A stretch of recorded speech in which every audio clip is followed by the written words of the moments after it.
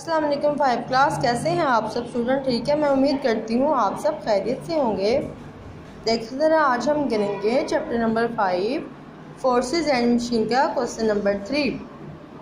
आपने बच्चों क्वेश्चन जो कॉपी पे करने हैं तो आपने नंबरिंग के साथ ही क्वेश्चन करने हैं। State the advantages and disadvantages of friction. Friction के फ़वाइद और नुकसानात बताएं। एडवांटेजेस देखते हैं सबसे पहले। It gives our shoes the grip we need to walk. Friction जो है वो हमारे शूज़ को गिरफ्त देती है, जिससे हम ज़मीन पर खड़े रह सकते हैं या जिससे हम ज़मीन पर चल सकते हैं। अब आपने देखा है कि हम ज़मीन पर जो है वो बिल्कुल ही स्मूथली चल रहे होते हैं, तो वो किस वजह से है? फ्रिक्शन की वजह से हमारी बॉडी जो है वो ज़मीन पर मूव कर रही होती है, क्योंकि हमारे शूज़ और अर्थ के दरमियान फ्रिक्शन होती है जो कि हमें ज़मीन पर चलने के काबिल बनाती है। Friction between the tyres of the vehicles and the ground enables them to stop when brakes are applied। Friction tyre, गाड़ियों के टायर और ज़मीन के दरमियान हमें इस काबिल बनाती हैं कि वो गाड़ी को स्टॉप कर सकें। वैन ब्रेक्स आर अप्लाइड, जब ब्रेक लगाई जाती हैं। अब देखा है, ब्रेक हम बाइक की लगाएं, कार की लगाएं, ठीक है, कार की लगाएं चाहे उसकी लगाएं बाइक की, तो उसमें ब्रेक क्या होती है? क्योंकि टायर और रोड के दरमियान फ्रिक्शन आ जाती है, जिससे हमारी गाड़ी जो है वो स्टॉप हो जाती है। आगे देखें जरा डिसएडवांटेजेस।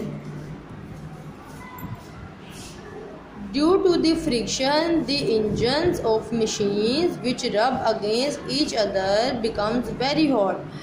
फ्रिक्शन की वजह से गाड़ियों के जो इंजन होते हैं या किसी भी मशीनरी का इंजन होता है वो एक दूसरे के साथ रगड़ खाते हैं, ठीक है, और रगड़ने की वजह से उन दोनों ऑब्जेक्ट जो है वो बहुत गर्म हो जाते हैं। अब आप एक्सपेरिमेंट करें, अपने दोनों हाथ जो है वो इकट्ठे करो, जैसे हम क्लैप करते हैं इस तरह अपने हाथ दोनों जोड़ने के बाद उसको रब करें। देखें, कुछ टाइम के बाद आपके हाथों से भी जो है आपके हाथ भी गर्म होना शुरू हो जाएंगे और हीट जो है वो रिलीज़ होना शुरू हो जाएंगे। बिल्कुल इसी तरह ये भी जो इंजन है ये भी हॉट हो जाते हैं। Friction increases the wastage of the energy.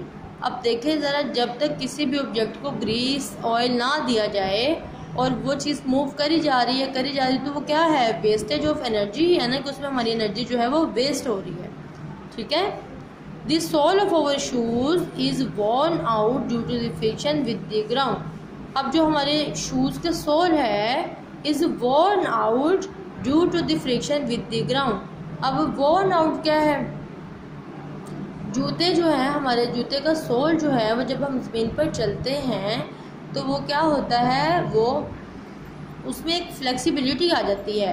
वो फ्लेक्सिबिलिटी किस वजह से आती है? अब देखें, जो जूते के नीचे जूते का सोल होता है उसके नीचे आपने अक्सर देखा होगा कि बबल्स से बने होते हैं ताकि हमारा जूता स्लिप ना हो, क्योंकि अगर जूता स्लिप होने लग जाएगा तो उसमें फ्रिक्शन ख़त्म हो जाएगी और हम जो है वो स्लिप हो जाएंगे, ठीक है। समझ आ गई आपको स्टूडेंट्स? ओके, अपना ख्याल रखिएगा। अल्लाह हाफिज़।